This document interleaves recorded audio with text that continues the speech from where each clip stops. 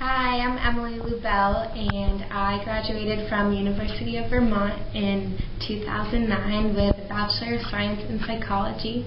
And this past year, I won the Fulbright Scholarship for research in Chile. I'm Janica Kratovic, and I graduated from UVM in May of 2008, and I received my Fulbright to go to Sweden for the academic year of 2010 to 2011. Hi, my name is Matthew Green. I'm a senior at UVM, graduating in 2 weeks, and I'm a European Studies major in the College of Arts and Sciences, and I won the Fulbright English Teaching Assistantship to the Czech Republic, to the city of Havlíčkův Brod in the middle of Bohemia. And I will be teaching at 2 high schools there next year. And I'm really excited. I'll be talking about American culture and teaching English to high school students and to some college students, which is kind of terrifying, but it should be fun. The relationship between socioeconomic status and urinary stones and what may be the cause of that. Where in Chile? I'm going to Arica. It's a coastal city on the border of Peru, northern Chile, middle of the desert. And it is at Uppsala University to do research on Bosnian diaspora in Sweden specifically and how they've adjusted over the last 15 years. How did you get interested in public health? Through various classes at UVM.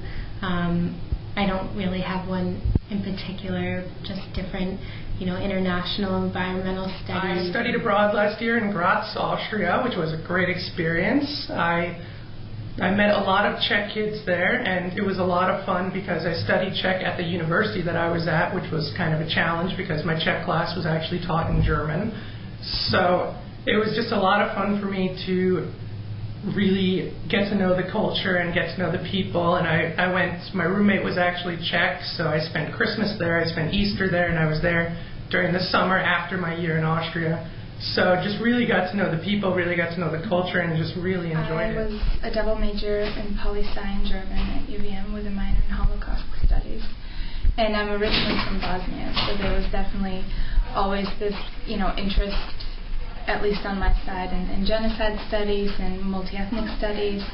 And I had written my honors college thesis on Bosnian propaganda during the war and basically how ethnic tensions were created through propaganda and how that led to war. And so I had done kind of extensive research a year, and I went on a public health program, and for my independent study I looked at water quality with relation to human health and saw that kidney stones seemed to be correlated with the quality of the water there. So I wanted to do further research on that. And I basically built upon the research that I had done at UVM through my thesis work. And so I looked through my bibliography of my thesis. The Fulbright process helped you, in terms of clarifying what you want to do after Fulbright? Or? Definitely. I don't know about clarifying it, maybe question.